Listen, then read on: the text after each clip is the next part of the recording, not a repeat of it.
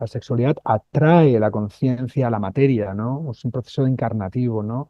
Y la energía sexual necesita la luz de la conciencia también, ¿no? Hoy, bajo mi punto de vista, voy a decir que tenemos uno de los referentes internacionales más importantes en psicología transpersonal de nuestro país, es Jorge Ferrer, escritor, profesor en la Universidad de California, ejerció de consejero de, de la organización Religiones para la Paz en las Naciones Unidas. Jorge, ¿cómo estás?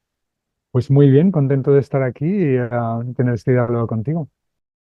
Jorge Ferrer, ecléctico, investigador de la vida. Tu último libro, del que hablaremos, Novogamia, un libro que supera el binomio monogamia y poliamor. Pero para empezar a centrarnos, Jorge, espiritualidad y sexualidad. Sexualidad como Ujú. fuente de creatividad. ¿Cómo se integra la sexualidad y el placer físico en lo espiritual? Ya, claro, yo creo que aquí es importante, ¿no? Como de entrada, eh, no sé, como nos dicen los antiguos mitos griegos de Psique y Eros, por ejemplo, ¿no? Psique y Eros hablan de, pues, del alma y de Eros, ¿no? Y nos dicen de que están destinados. En los grandes mitos que son como los sueños del inconsciente colectivo, ¿no? Que hablaba Jung, ¿no? Nos dicen uno de los más antiguos en nuestro, que están destinados a casarse, ¿no? A casarse, a divinizarse, a humanizarse mutuamente y les sale una hija, que eso tampoco a veces se cuenta mucho en algunas versiones de los mitos, que se llamaba Voluptia. Voluptia, que significa, se traduce como gozo, como éxtasis, pero el significado más profundo es zambullirse en la vida, ¿no? Que para mí es una definición tan buena como cualquier otra de una espiritualidad integral y mística, ¿no? De un contacto pleno, ¿no? Con la vida, un contacto integral, ¿no? Entonces, para ir así entrando en tu pregunta, yo diría que de alguna manera tendría que ser algo como muy natural, que esos dos mundos estuvieran integrados de manera natural, ¿no? Porque en realidad, ¿qué hay más sagrado que una energía como la sexual que está conectada con la energía de la vida, ¿no? El milagro de la vida, tanto la procreación, tú eres madre. Entonces, para mí la energía sexual es una primera tierra de organización de esa energía espiritual también, más inmanente, más en la energía, más en el cuerpo, más en la naturaleza, ¿no? Lo que pasa es que esa energía espiritual más inmanente, históricamente y también quizás por razones evolutivas, que igual podemos entrar luego si te apetece o no, Eh, pues no se ha reconocido, ¿no? No se ha reconocido, al contrario, ¿no? Desde la perspectiva de una espiritualidad basada en la conciencia y en las partes como más sutiles del corazón, que lo llamo una espiritualidad del chakra del corazón hacia arriba, ¿no?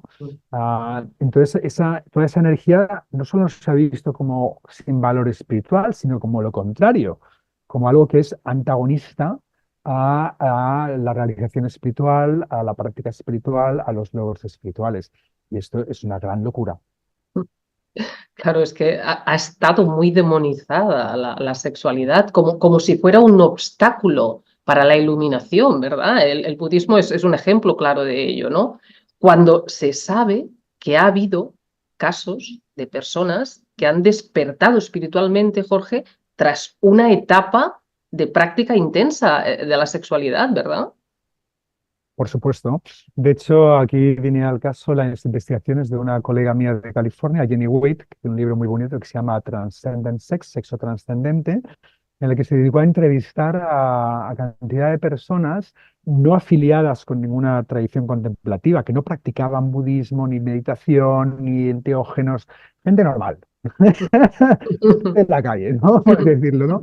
Y un tremendísimo porcentaje, cuando los entrevistaban, habían tenido alguna experiencia espiritual o mística en su sexualidad secular, que no hacían ni tantra ni nada, ¿no? Y de hecho ya mapeó que casi todos los estados místicos identificados, ¿no? Y actuados en las tradiciones contemplativas chamánicas, estas personas accedían a ellos de manera natural a través de la sexualidad. Entonces es una energía que realmente puede catapultar, puede como ayudarnos sí, ¿no? A entrar en esos estados, ¿no? De forma natural. Curiosamente, el otro descubrimiento que hizo es que en muchas de esas situaciones había algún tipo de transgresión. transgresión de tabús personales o culturales, lo Mm. cual también nos conecta mucho con las tradiciones tántricas, ¿no? Originales, nada que ver con el neotantrismo de hoy en día, que tiene su valor y puede ser muy bonito, pero no tiene nada que ver con aquello, que era la ruptura de tabús de los brahmánicas, ay, perdona, de la casta brahmánica, por gente que utilizaba esa ruptura de esos tabús, ¿no? A ver, la práctica tántrica más antigua documentada era beber la menstruación de una mujer, que es, desde la postura brahmánica se consideraba la cosa más sucia del universo. O sea, ya, ¿sabes? Imagínate, ¿no? Cómo estaba el tema ya, a nivel del patriarcado, por ahí, ¿no? Entonces, bueno, todo esto que te estoy contando, eh, menciono el patriarcado, pero está súper conectado con el patriarcado.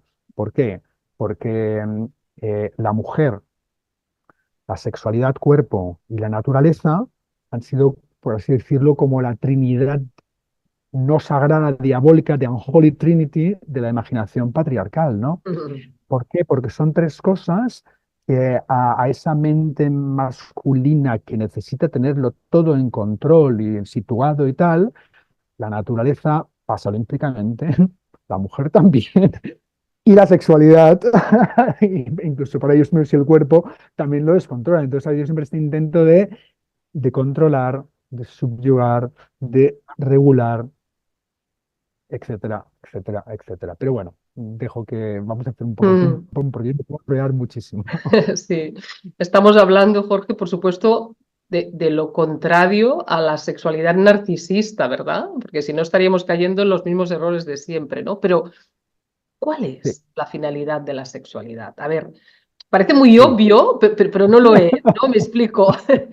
Cuando no es la reproducción la finalidad, sucede que también el orgasmo pierde su finalidad en el acto, ¿no? Es decir, ¿qué sucede ahí cuando lo que sustenta la experiencia, que es la reproducción, deja de ser el objetivo? A ver, aquí en tu fantástica pregunta has empaquetado un montón de cosas muy interesantes. Entonces vamos, si me permites, una por una. Por Has, favor. has mencionado el tema del narcisismo, que es súper importante, como diciendo, no estamos hablando de una sexualidad narcisista. Obviamente, ¿no? Y aquí también es muy importante, ¿no? Esa recuperación de la dignidad espiritual, del placer físico y sexual de manera no narcisista, ¿no? Que no es esa búsqueda de ese placer porque pues me siento vacío, porque mi vida es una mierda y ahí como pues intento por todas, pues eso, de una manera como para o incluso para sentirme como que soy un gran amante, ¿no? Y que me den buen feedback, tanto si eres hombre como mujer, ¿no? ¿Sabes? Ahí todas esas distorsiones, ¿no? Entonces, es muy claro, ¿no? La recuperación de esa parte más espiritual tiene que ir por otro lado, ¿no? Sí. Entonces, ¿cuáles son las finalidades de la sexualidad más allá de la procreación? Es lo que estabas planteando. Bueno, yo creo que son muchísimas y variopintas. Am, pero, a ver, yo lo que diría es que por un lado, todavía hablando un poco de procreación, ya he aludido esto antes, hay una procreación biológica que se puede dar, obviamente, con un orgasmo, tanto de hombre como de mujer, y de hecho cuando los dos tienen un orgasmo hay más probabilidades de procreación por muchas razones, sobre todo si la mujer siente mucho placer, puede haber ovulación prematura, etcétera, ¿no? Siente mucho dolor también, y ese es otro temazo, ¿no? Más evolutivo y bueno, pero es otro tema. Entonces, pero por otro lado, yo creo que cuando dos personas se juntan, ¿no? Y comparten estas energías, ¿no? Tanto si tienen orgasmos como si no, se producen, si las personas están realmente abiertas, se producen lo que yo llamo embarazos energéticos en cada persona. Si a mí una persona me atrae sexualmente, y más que sexualmente, no porque la vea guapa, eso no es atracción sexual, me atrae energéticamente, es muy probable que esta persona, su energía, está reflejando aspectos míos de mis semillas vitales, de mis potenciales, que aún no se han desarrollado, y esa persona los atrae, ¿no? Entonces ahí, cuando yo entro en contacto sexual con esta persona abierto, respetuoso, es muy probable que yo me quede embarazado de mí mismo. Aparte de que me quede embarazado de la energía de esta persona, ¿no? Y ahí puede haber procesos pues, de embarazo energético independiente de si eres hombre o mujer, de gestación y de nacimiento, ¿no? Y esto también lo aprendí a las malas cuando en mi etapa así como más poli en California, ¿no? Que tuve unos 10 años así pues bastante poliamorosos y tal, ¿no? Porque lo aprendí de que en un punto tenía pues como dos amantes y tuve una relación sexual con una y a los 2 días con otra y sentí que atravesé un aborto energético. Sentí que no había honrado en lo que esa persona, ese contacto sexual me había dado. Había un proceso en marcha dentro mío como si fuera un bebé en gestación y al mezclarlo con otra energía sentí que aborté y fue dolorosísimo. Y desde entonces digo, no, no, esto no se trata ya de cosas moralísticas y tal, es de etiqueta energética, ¿no? Es físico. Entonces, bueno, pero obviamente aparte para este es un proceso como un poco más profundo que se puede vivir, pero claro, la sexualidad tiene un elemento puramente recreativo y puramente incluso hedonista, pero claro, el hedonismo tiene muy mala prensa en esta sociedad, aún así como más represora y victoriana un poco, tal, ¿no?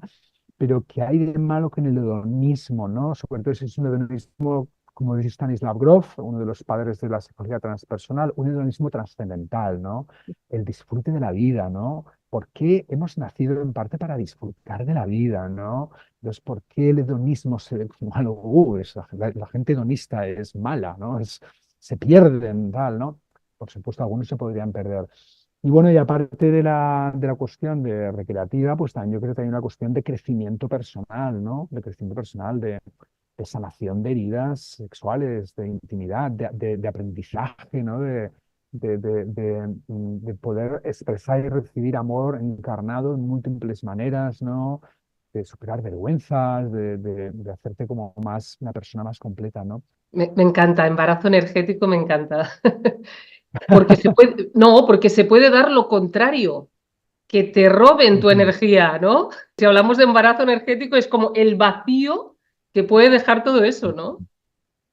Sí, sí, eso puede ocurrir. Hablan de los vampiros energéticos, ¿no? Por ahí. Y es un concepto que, claro, yo nunca lo he vivido, así como supongo que también he sido bastante selectivo, discriminativo con quien me junto mis energías, pero sí que lo he oído y sí que he conocido a alguna persona que digo, ostras, hay como una absorción energética, ¿no? Incluso así a nivel más social, ese tipo de personas que te absorben tanto que a la media hora estás agotado, ¿no? En lugar de una conversación que te ha nutrido y te deja como más energizado, ¿no? Pues hay algo ahí. Imagínate una persona con esa capacidad, bueno, capacidad, ¿no? Por llamarle de alguna manera, a un nivel sexual íntimo con alguien que se haya abierto a esa persona, pues puede ser bastante dañino, quizás, ¿no? Energéticamente, vitalmente. Mm.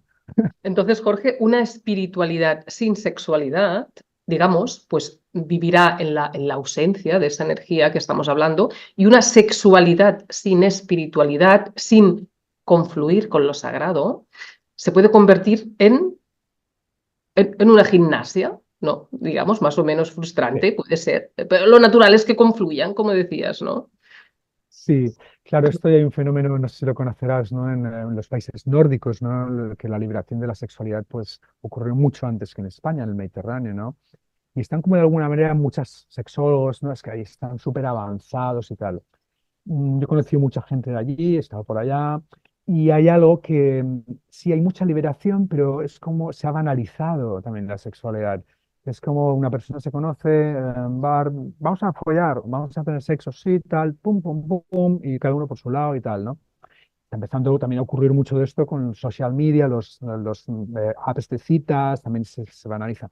Pero claro, yo creo que no hay que, ¿cómo decirlo así? Hay como liberarla de ese bagaje religioso que la oprime, pero también como para abrir a sus dimensiones más místicas, ¿no? Que no banalizarla para nada, ¿no? Entonces, yo creo que se necesitan mutuamente, ¿no? Esas dos energías, la energía de la conciencia con la que se ha normalmente asociado a la espiritualidad, estados místicos y tal, ¿no? Necesita esta energía para enraizarse, ¿no? Para enraizarse en el cuerpo, para enraizarse en el corazón. La sexualidad atrae la conciencia a la materia, ¿no? Es un proceso encarnativo, ¿no? Y la energía sexual necesita la luz de la conciencia también, ¿no? para también como salir de sus patrones más instintivos, ¿no? Más circuitos viciosos, ¿no?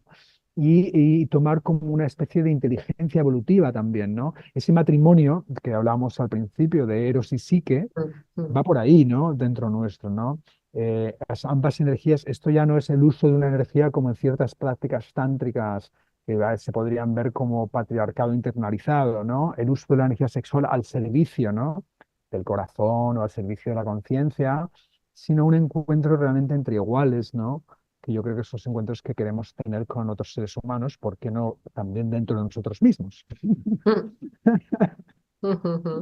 Y ahí el corazón que está en el medio, claro, es que el cuerpo nos enseña todo. Es como aquello de, no sé, ábrete sésamo, ¿no? El ábrete sésamo y estaban las lecciones más avanzadas para mí, arriba, abajo, dentro, fuera, uno, dos, tres, con una mística brutal, tiene todo eso detrás, ¿no? Y un poco es eso, ¿no? Como el corazón está en el centro de nuestro cuerpo, ¿no? Abajo está el centro vital, ¿no? Aquí está la cabeza con la mente y la conciencia. El corazón es el lugar natural para el encuentro de esas energías, ¿no?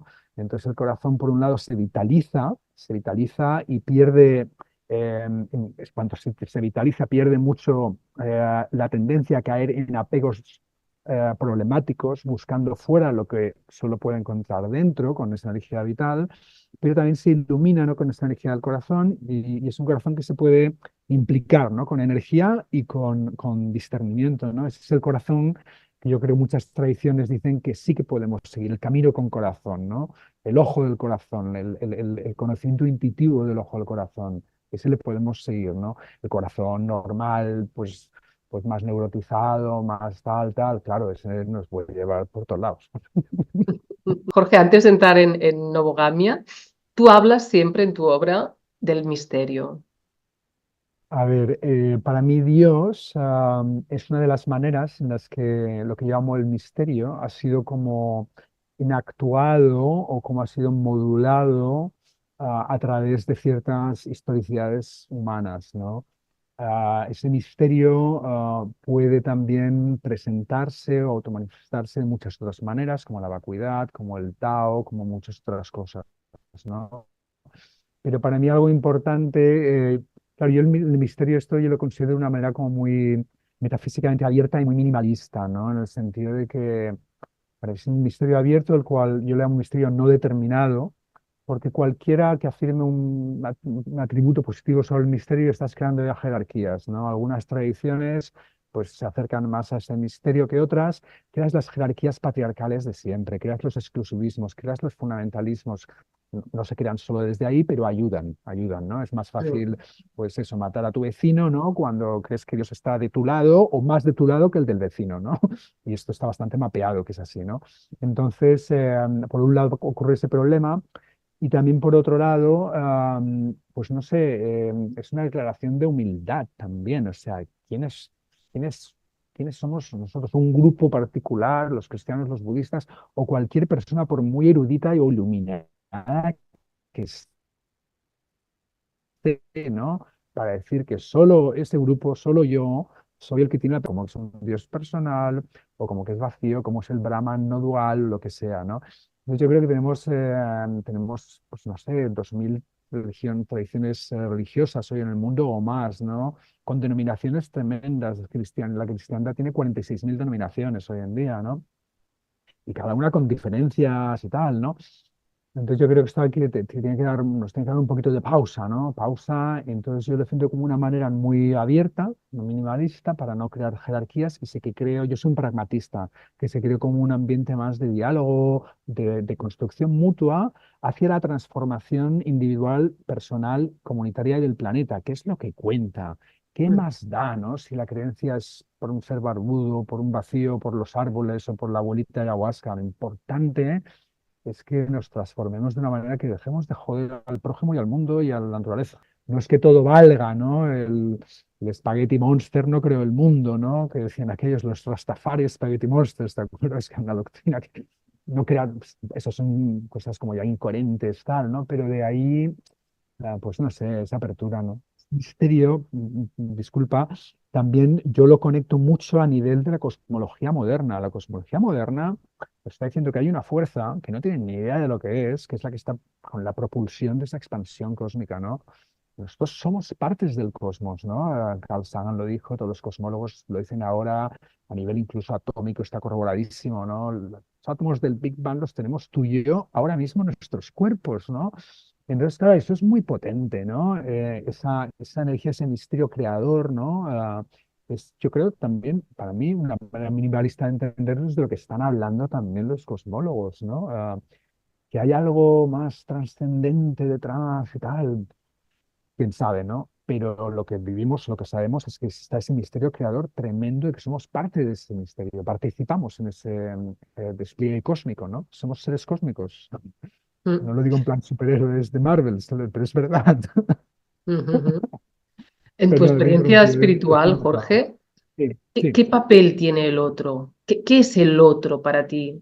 Porque solo hay un ser, el otro no existe, digamos, en lo material. Otros seres se entrelazan con nosotros. ¿Qué es el otro eso para es. ti? Bueno, la espiritualidad está participativa con bueno, yo y muchas otras personas, ¿no? Abogamos o simpatizamos y tal. Es una espiritualidad que se basa no solo en la afirmación de lo encarnado, sino de la relacionalidad, del papel de lo relacional en la vida espiritual. Estamos siempre en relación, estamos siempre en relación, ¿no? Y yo pongo a veces ejemplo en mis charlas, ¿no? Incluso la tradición esta arquetípica del eremita que se mete dentro de la cueva y está ahí solo para iluminarse y tal. Ah, pues es que este está solo allí, se iluminó. No, no está solo.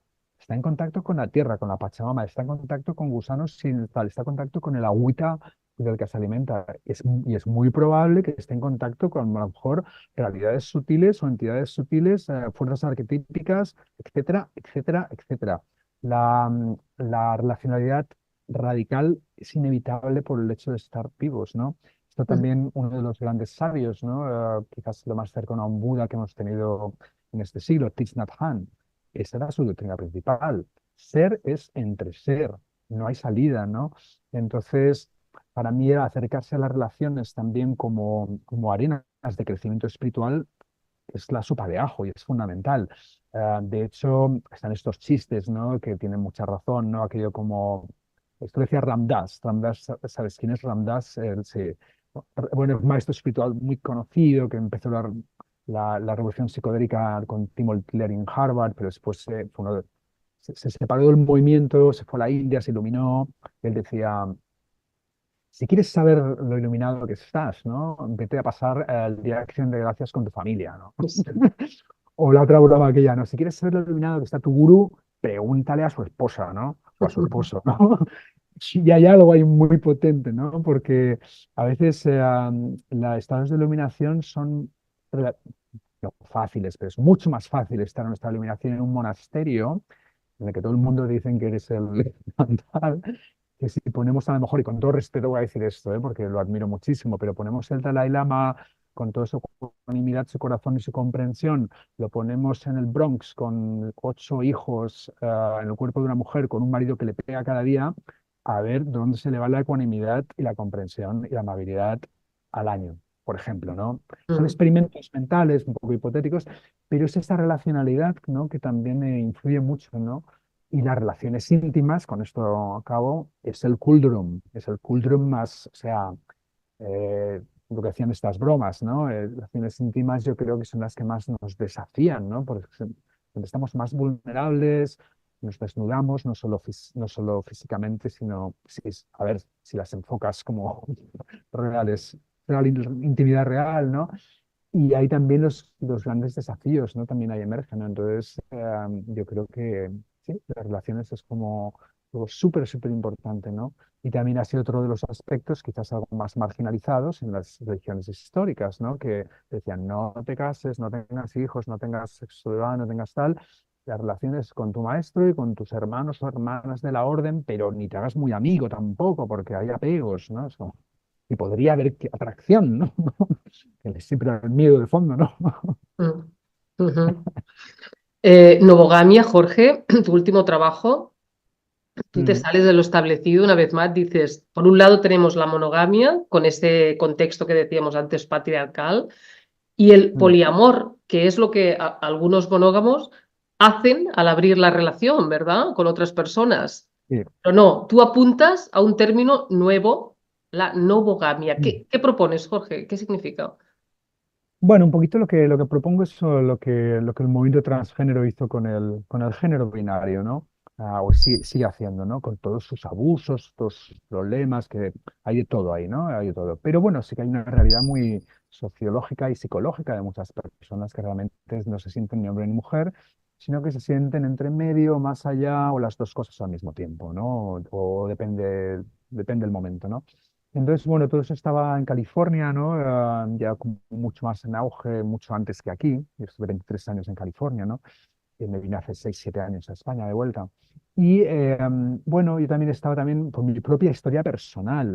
Dicen que todo el libro es autobiográfico en cierta medida, pero un libro sobre relaciones íntimas no puede no serlo. O sea, entonces el libro también es un poco es autobiográfico, ¿no? De mi propia historia personal. No la voy a contar aquí porque sería muy larga, pero de vivir, ¿no? Desde esa crecer en España, ¿no? En los finales de los 80 ah, despertar, ¿no? Las relaciones, la sexualidad en esos años, y había un paradigma muy monocéntrico que aún lo sigue estando, ¿no? Y pues sentir con mi primera novia como decir, ostras, que yo la quería muchísimo, ella y también, le digo, joder, y ahora significa que no puedo acercarme íntimamente ni ser amado por ninguno otro de los 5 billones que habían de personas en el planeta. Ahora somos 8 y vamos para arriba rápidamente. Ujú, ¿Vale? Y dices, joder, ¿qué es esto? ¿No? Me parece un delirio de dimensiones cósmicas, ¿no? Porque el amar a una persona no implica que ya no puedo querer a más personas o me puedan querer a un nivel así mínimamente tal, ¿no? Incluso el contacto físico, ¿no? O sea, para mí es muy fuerte que en la cultura que vivimos, si quieres que te toquen más o menos físicamente con cierta profundidad, o tienes un amante tal, o te tienes que pagar un masaje. ¿Por qué, no? O sea, qué raro, ¿no? Bueno, entonces, pero bueno, entonces vino de ahí y después de un periodo al final me abrí como al poliamor y estuve en California 10 años y después sentí, pues he vivido el poliamor y me ha enriquecido mucho, pero siento que ahora que me llamaba la monogamia y estuve otra década pues viendo relaciones monógamas, ¿no? Y después me llegó a un punto en mi propia evolución personal, digo, la gente me pregunta, pero tú eres mono o poli, ¿no? Que es lo que te dicen ahora, ¿eres monógamo o poliamoroso?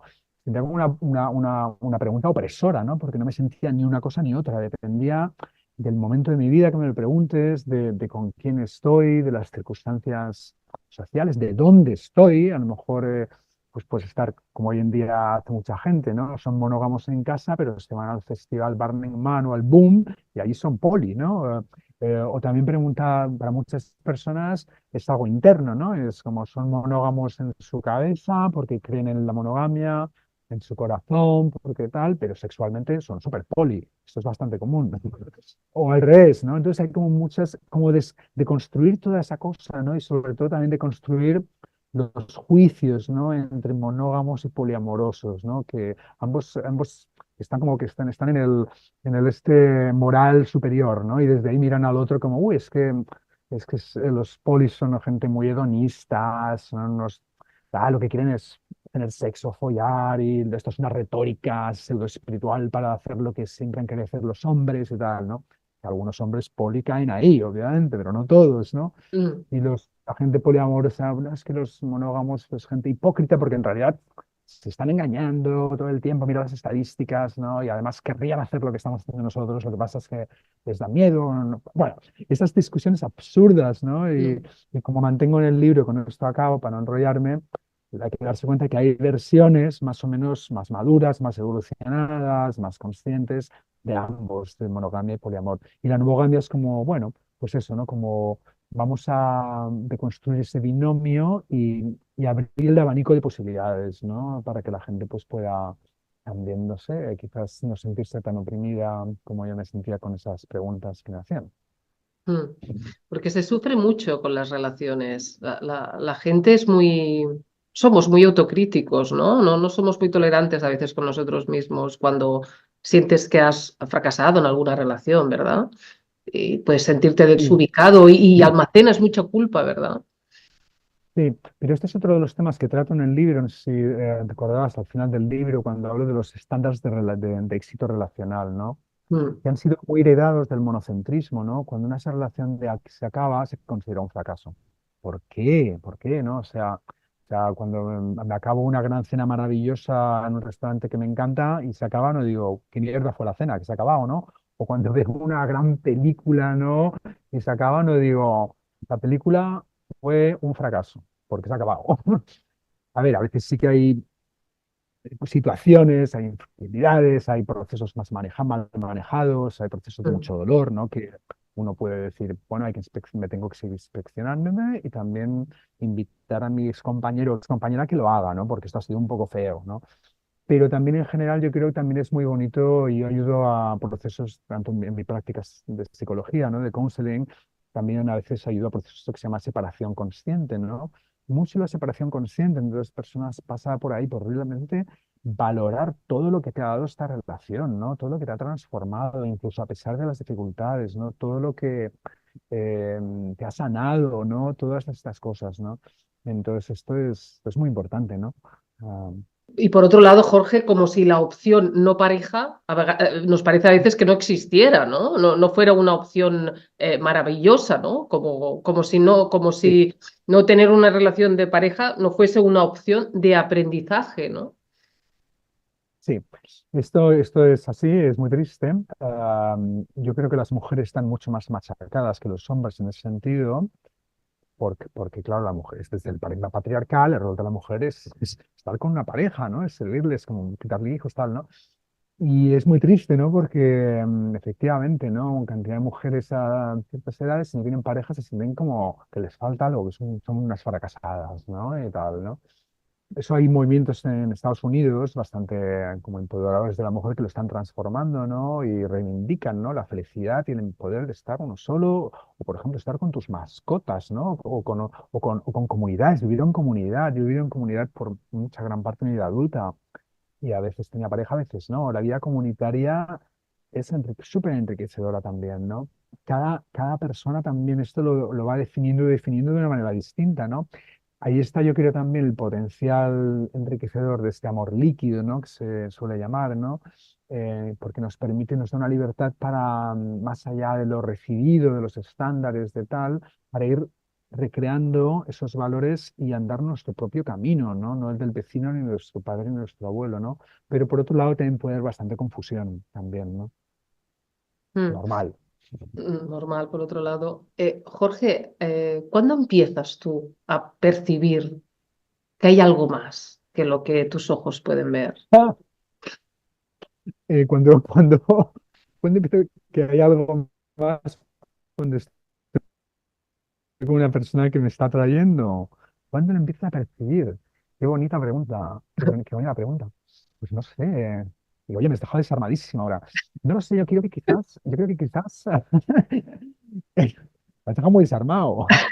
Pero, pero yo creo que quizás cuando empiezas a ver, vamos a ir por pasos, vale. Y conoces una persona que dices, hostia, esta persona me atrae como qué guapa es, o pues, es mi tipo, o lo que sea, ¿no? Pero aún ni has hablado con ella, ¿no? Entonces te la presentan, tal, empiezas a hablar con ella, y, ostras, pues no solo me atrae, es guapa, sino además es simpática, y yo lo siento a un nivel, cada persona lo puede sentir un poco distinto, ¿no? Por ejemplo, es muy típico, tengo amigas y gente en mis terapias que me dicen, no, a mí si me gusta una persona me pongo muy tímido. Yo ya sé que es la señal, ¿no? Y me pongo tonto, como tonta, ¿no? Y digo chorradas, ¿no? Porque me gusta tan nervioso que, ¿qué tal, no? Pero para otras personas es distinto. Para mí no es así. Para mí es más como siento como una energía vital que se eleva, ¿no? Dentro mío. Es muy triste, ¿no? En esta cultura en que vivimos, ¿no? Que las personas pues no podamos expresar esas aperturas energéticas que podemos tener con otras personas por miedos, por supuesto al rechazo, pero también miedos a que la otra persona pues piense que quieres ligar con ella. Y que no haya un ambiente en el que esa expresión como del eros limpio, ¿no? Se pueda expresar, ¿no? Cuando me has hecho la pregunta, ¿no? Está a punto de decirte, bueno, ahora mismo lo estoy sintiendo hablando contigo, ¿no? Ah, Desde que es simpática, tal, tal, te digo, Pero esto cómo se podría tomar. Mira, la gente que está, mira, el tipo este Jorge está intentando ligarse a la entrevistadora, qué sinvergüenza. Y no va por ahí para nada, no va por ahí para nada. Mira, tenía un gran mentor, Ramón Alvareda, que murió hace un par de años, que creó un trabajo que se llama Sexualidad Holística, muy bonito. Él era una persona mística, muy espiritual. Y él decía lo siguiente, que a mí me quedó, es lo que quería contar aquí. Decía, mira, si cada vez que vamos a la naturaleza, a un lugar muy bonito, y decimos que lo amamos, eso nos obligara a construirnos ahí una casa, al final nos callaríamos, empezaríamos a no expresar todo ese amor que nos despierta la naturaleza, ¿no? Y yo creo que en las relaciones humanas pasa un poco también así, y por supuesto, aparte de eso, de esa expresión que puede estar completamente libre, ¿no? De strings attached, ¿no? Como por decir en inglés, ¿no? Pero también, por supuesto, es distinto con la mujer, con el hombre, por el patriarcado, ¿no? Si una mujer, o casi cualquier mujer, se abre o hace esa expresión, el hombre inmediatamente va a intentar llevársela a la cama, ¿no? Y las mujeres, pues por esa razón, pues se las también, se las callan también, ¿no? Entonces, no Mm, sé, es como todo triste, es todo triste, también tristeza, ¿no? Porque el Eros es algo que vitaliza, que enriquece las amistades, las conexiones, que hace la vida más jugosa, ¿no? Y también más transparente a esa dimensión trascendente, de mm. espiritual, ¿no? Así que, Como has bueno, dicho antes, ¿no, Jorge? Por qué no un dios ágape barra eros, ¿no? ¿por qué a Dios se le considera solo ágape y no eros? ¿No? ¿Quiénes somos Mm, nosotros para despojar a Dios de su eroticismo? ¡Qué mm, orgullos! ¡Qué orgullo! ¿Qué tipo de orgullo mental es ese, no? Somos nosotros. Cuando, bueno, si las místicas cristianas o otras místicas están en lo cierto, lo humano participa de lo divino, por supuesto lo divino participa de lo humano, ¿no? Entonces, también se siente también que pues esas energías, llámeseles divinas, lo que sea, participan a través nuestro, ¿no? De esos estados también que podemos llegar también incluso a través de la sexualidad, ¿no? Que a lo mejor dicen, wow, maravilla, estos hombres, estos seres humanos, lo que están haciendo. claro, claro. Jorge, ¿qué sucedió? ¿Qué te sucedió a los 10 años cuando eras un niño en el colegio? Sí, bueno, pues lo que sucedió es que en medio de la clase, en la clase, me quedaba con los ojos abiertos. Pero de pronto todo el mundo a mi alrededor desaparecía. Eh, sí, fijaba los ojos así como en el espacio, no sé por qué. Entonces todo iba desapareciendo hasta que se quedaba como una luz que me rodeaba. Y yo entraba en un estado como muy bonito, de mucha paz, de mucha felicidad, estaba como muy a gusto, ¿no? Lo que pasa, claro, y que no oía nada, o sea, ni oía la clase, está como una absorción que se llama, ¿no? Después Mm, descubrí en el budismo le llaman las absorciones, ¿no? Y entonces me despertaba algún amigo, le decían al profe que él no era tal, ¿no? Que míralo, tal. Y entonces el profesor te despertaba y siempre lloraba. Siempre, eso pasó 2 o 3 veces y siempre que me sacaban de ese espacio lloraba, lloraba, lloraba y no sabía tampoco por qué. Bueno, lo puedo entender después porque era un lugar realmente bonito, ¿no? Entonces, bueno, me llevaron al psicólogo del colegio a hacer unas pruebas para que no fueran esos epilépticos, ¿no? Spells epilépticos, ¿no? De epilepsia, que puede llevar a estos estados también, ¿no? mm. Estaba sano como una rosa en ese sentido. Nada, el psicólogo me dijo, no, es que eres muy nervioso, tal, no, bueno. Pero bueno, para mí es una cosa que se me quedó ahí como siempre, y eso junto con, ya en la preadolescencia empecé a tener experiencias de fuera del cuerpo, que ahora se han puesto muy de moda con todas las investigaciones modernas de experiencias cercanas a la muerte y tal, ¿no? Y eso también, pues claro, me marcó mucho, ¿no? Porque hombre, al principio me asustaban un montón y es como, ostras, voy a volver, ¿qué pasa, no? Y tal. Y después a lo largo de los años, pues claro, las vas tomando menos miedo y incluso pues pueden ser muy interesantes y emocionantes, ¿no? Wow, ahora puedo moverme, puedo decir hacia dónde voy, tal, tal, ¿no? Entonces, pero bueno, ambas cosas fueron las que me empezaron a motivar para estudiar psicología, ¿no? Para estudiar psicología en la universidad, aparte de los conciencia de ciertos bloqueos y neurosis que tenía, ¿no? En aquella época, ¿no? Y entonces yo fui a estudiar psicología en busca de sanación y de comprensión de esas experiencias. La psicología tradicional de la universidad no te da ni una ni de la otra, no te da sanación, y tampoco te da la comprensión de esas experiencias, era más bien patologizadora, ¿no? Pues ahí hice una búsqueda autodidacta y al final, segundo año de carrera en la biblioteca, encontré un libro de psicología transpersonal y dije, ostras, esta es la psicología que se está buscando todo el tiempo, ¿no? Y bueno, me llevaron muchos años hasta poder llegar a California, pero bueno, ahí empezó todo, empezó en esas experiencias raras, ¿no? Mm. Sí, ¿Qué opinas de las hierbas psicodélicas? Porque tú tuviste una mentora, ¿no es así? En ese sentido, y durante muchos años profundizaste, ¿verdad? Con ella. sí, ¿Cómo fue esa experiencia? sí, sí, sí, sí. Bueno, yo trabajé con lo que se llaman plantas maestras por bastantes años. Yo las conocí en California. Un amigo me trajo unos hongos bendecidos por un chamán mazateca y fue una experiencia, mi primera experiencia como de muerte, de morirme y de renacer también, ¿no? Como muy potente. Y dije, ostras, esto no es algo para pasárselo bien, como la gente, vamos a tomar unos hongos. No, no, no. Esto es una cosa súper seria, existencial, espiritual, sagrada, tal, ¿no? Después ya por años, bueno, con hongos seguí trabajando un poco, pero también con ayahuasca por muchos años, pero fue el San Pedro en Perú hace ya pues 18 años o así, creo que lo probé por primera vez con Victoria, con esta mujer, Victoria, que fue como lo que yo digo, fue amor al primer sorbo. Es un líquido, es un vaso, entonces fue amor al primer sorbo, ¿no? No amor al primer mordisco, al primer sorbo. Y fue como dije, ojo, esta es mi medicina, qué bonita, se conecta mucho con el corazón, no hay malos viajes, no te construye el ego funcional, que es lo que otras plantas o sustancias como el LSD pueden deconstruir, entonces te pueden llevar o a la mística o a la psicosis, ¿no? San Pedro no, la mescalina no deconstruye, quién eres tú es quién eres durante todo ese tiempo, ¿no? Entonces, para mí también sentía que era una medicina muy integradora, que podría irle muy bien a tantas personas que estaban tomando tanta ayahuasca, tantas cosas que después acababan así un poco como, wow, ¿dónde vivo? ¿Qué es la realidad, no?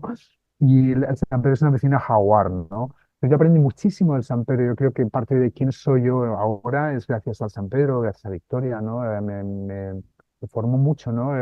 San Pedro no me voy a enredar tanto, pero eh, una de las cosas que te dice es que es muy liberadora.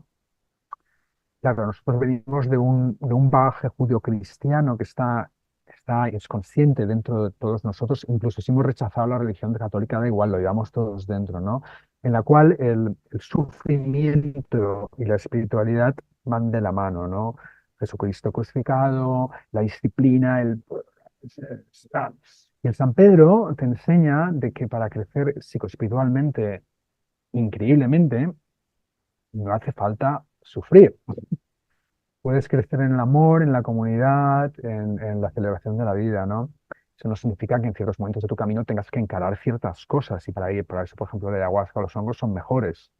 Yo no siento que una planta maestra, como ningún maestro, sea mejor o peor para todo el mundo. Depende de tu momento, depende de para quién, ¿no?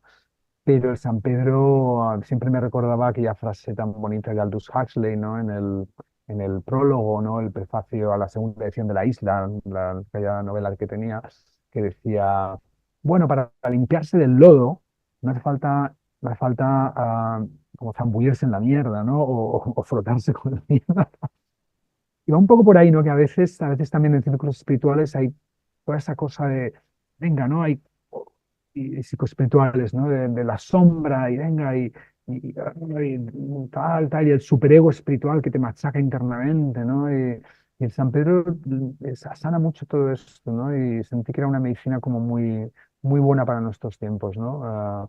Así como la ayahuasca lo fue, bueno, lo sigue siendo, hongos, ¿no? Mm. ¿Tú podrías dar algún consejo del uso de estas hierbas maestras, Jorge? De un uso Mm. genérico. Bueno, yo creo que es importante que siempre el uso sea, sobre todo al principio, con alguna persona de confianza, realmente que lleve años en la carretera, que haya tenido contacto con las tradiciones indígenas normalmente, ¿no? O de curanderismo, ¿no? Que han cultivado esto, ¿no? Que tenga algún tipo de conexión con los linajes, ¿no? Es no, a ver, no es garantía, ¿no? Porque incluso algunos de estos personas indígenas que son a veces los más sabios de otras tradiciones, han habido escándalos sexuales, por ejemplo, ¿no? Esto conecta un poco con lo que hablábamos antes de la espiritualidad está encarnada o no, ¿no? Puede ser gente muy encarnada, pero también pueden ser personas con en distintas líneas del desarrollo emocional o psicosexual, que son como mozalbetes o niños, ¿no? Aparte de que mm, alguno pueda ser una persona realmente narcisista, no sé, sin escrúpulos, que abuse sin escrúpulos, pero a mí la impresión de los que yo he conocido fueron acusados, eran como niños alrededor de chicas occidentales atractivas, ¿no? Y después eran como maestros psíquicos de esos de sanación psíquica a niveles increíbles, ¿no? Entonces hay estos desequilibrios por un lado, ¿no? Pero bueno, yo creo que hay más números de lotería de que estés bien cuidado. Busca reviews, ¿no? Busca reviews sobre esta persona, pregunta, contacta a estudiantes de esta persona, cuál es la experiencia, ¿no? Y bueno, yo creo que usa tu instinto, ¿no? Guíate por tu mm. instinto, ¿no? ¿Has vivido, Jorge, alguna experiencia transpersonal que puedas explicarnos? Uy, claro, muchas, sí, sí, a lo largo de tantos años, sí, muchas. Muchas, claro, no sé, claro, las experiencias transpersonales, lo que pasa es que hay que diferenciarlas de las experiencias espirituales y las místicas, ¿no? Hay como un soslayamiento, ¿no? Pero no es lo mismo necesariamente, ¿no? Experiencia transpersonal es la que el sentido de tu identidad se expande, ¿no? Tu yo autobiográfico se expande y puede como, pues eso, incluir aspectos de la naturaleza, del cosmos o de otras vidas pasadas, a través del tiempo y el espacio, ¿no? Entonces hay experiencias místicas que van por ahí, pero experiencias místicas, por ejemplo, la visión, pues no sé, Santa Teresa, ¿no? Del querubín, tal, si su conciencia no se había expandido, su sentido no se ha expandido, es una experiencia mística, pero no transpersonal, ¿no? Por ejemplo, ¿no? Mm. Experiencias espirituales muy genuinas y transformadoras que tampoco son transpersonales, ¿no? Entonces, si lo que preguntas es transpersonal, sí, una, por ejemplo, bueno, es que hay muchísimas, ¿no? Pero una de las más potentes para mí, pues estando en la jungla en Manu, en Perú, no estábamos tomando ayahuasca y tal, pero fue una experiencia también un poco así muy cósmica, ¿no? Estaba como mirando las estrellas, como muy tal, ¿no?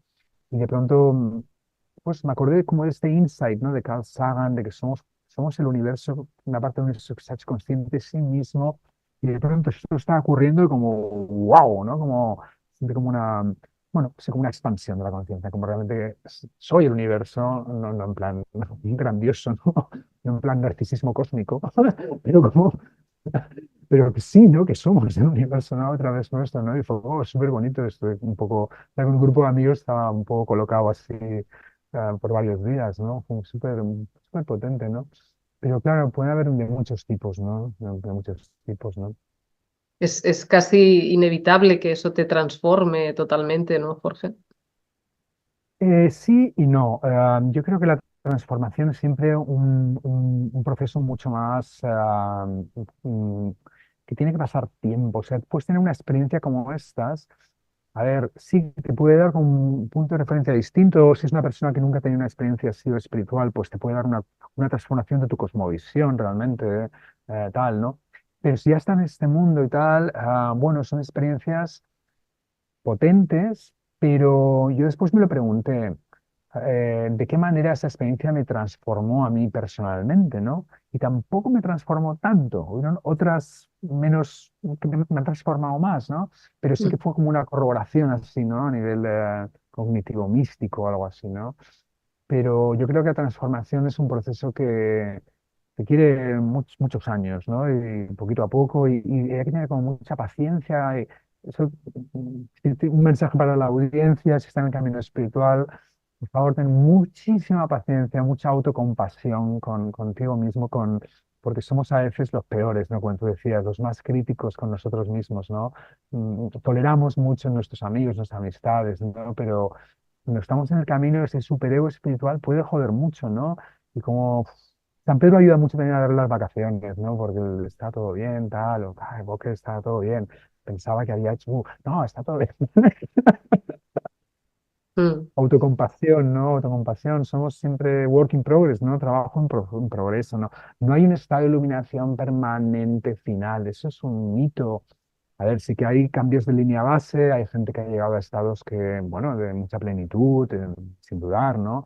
Pero para mí la gente más iluminada, incluso las personas que han llegado a estos estados, muchas de ellas te lo dicen. Esto es el inicio, la vida es infinita y no te puedes quedar estancado en nada. Es la indagación, ¿no? El cosmos está desplegando a través nuestro. Por supuesto que no hay fin a todo este despliegue espiritual humano tampoco, ¿no? Mm, ¿Tiene sentido? total. En qué punto tú te encuentras, Jorge, de tu camino espiritual? En qué momento te vives ahora tú? Bueno, yo creo que un poco en transición por varias cosas, ¿no? Porque también, claro, toda mi trayectoria espiritual también está conectada también mucho con mi trayectoria, lo que hablábamos antes, relacional y Mm, sexual. Para mí es como todo un mosaico, como los distintas partes del mismo mandala o pétalos de la misma flor, ¿no? Entonces, bueno, está en transición, han pasado cosas en mi vida un poco duras que ocurrieron y entonces mi corazón ha tardado tan tiempo en abrirse, ahora se está abriendo de nuevo más, ¿no? Entonces, como en esa transición, ¿no? Siento también bueno, que hay aspectos, ciertos hábitos energéticos que están ahí dando, y siento como están ahí, que no me, que me muevas, y sin entrar en el autoenjuiciamiento muy tal, ¿no? Pues tal, ¿no? Y de pronto también, así, mira, ahora mi mamá está con demencia vascular, ¿no? Y voy a verla y paso temporadas con ella en Barcelona. Oye, chica, ya era mi maestra espiritual antes, ahora lo es mucho más. Ahora, o sea, salgo de ahí con unos subidones porque te fuerza a estar en el momento presente todo el tiempo, está conectada con la magia del momento presente y está muy bien. Es una demencia feliz de momento, ¿no? Está como tal, una niña en la magia, tal. Y digo, oye, pues se está convirtiendo en parte de mi camino espiritual, el acompañar a mi madre, ¿sabes? Entonces, depende de lo que la vida te va poniendo, ¿no? Sí que ha habido momentos en mi vida que estaba así como más, uy, ahora estoy como, wow, me siento como algo iluminado, no sé, no, ahora no. Siento como, no sé, como trabajando en distintos niveles, ¿no? Y sobre todo lo de mi mamá como muy importante, ¿no? Muy importante. Y ujú. intentando también abrir mi corazón más, bueno, intentando, como dando el espacio, ¿no? Para respirar más y perder los miedos que me pega una hostia muy fuerte. ¿Qué es Dios para ti, Jorge? Bueno, a ver, como comentaba antes, para mí, más que hablar de Dios, porque claro, de Dios se habla como el principio último creador, ¿no? Desde el cristianismo, el judaísmo, doctrinas teístas, ¿no? Pero claro, soy un estudioso de la mística comparada, de las tradiciones religiosas por décadas, ¿no? Entonces, desde todo ese estudio, para mí Dios siento que es lo que comentaba antes, que es como ese misterio creador se ha modulado a través de ciertas historicidades muy concretas aquí en Occidente y en otros lugares, ¿no? Que a través de estas historicidades, además hay una historia, ¿no? Del por qué Dios el monoteísta ganó sobre los politeístas y por qué tal, está todo muy documentado, ¿no? A través de estas historicidades, pues esa energía, ¿no? Pues puede presentarse, ¿no? Hay gente que realmente tiene vivencias místicas muy reales, genuinas, de un Dios personal amoroso, o sea, la mística cristiana, su meta principal a lo largo de los muchos siglos, ¿no? No era la unión mística con Dios, ¿no? Era el cultivar la presencia de Dios en mi vida. Era eso, cultivar la presencia de un Dios amoroso de que está contigo, no te sientes solo. Eso yo lo viví por 2 semanas, una vez, ah, lo totalmente inesperada, sin uso de sustancias ni nada, volviendo de unos retiros maravillosos en Barcelona, que me enamoré de la vida, de la naturaleza, vuelvo a California y de pronto sentía, es que me siento, ahora entiendo lo que habla, me siento como que no estoy solo nunca, como que hay una presencia amorosa que me envuelve, pero bueno, me duró 2 semanas y después la cagué, ¿no? No sé, fui con amigos a una borrachera, yo qué sé, a una parida de estas que se me fue la presencia amorosa. Después fuera como, ay, ¿qué he hecho? ¿No? ¿Qué he hecho? He hecho algo malo porque la presencia amorosa se fue, ¿no? A ver, en aquel momento fue una cosa dura también, ¿no? Pero es curioso porque desde estar como en un estadio de cielo, de estar en el cielo, el que esa presencia amorosa se fuera, que es un poco lo de San Juan también, ¿no?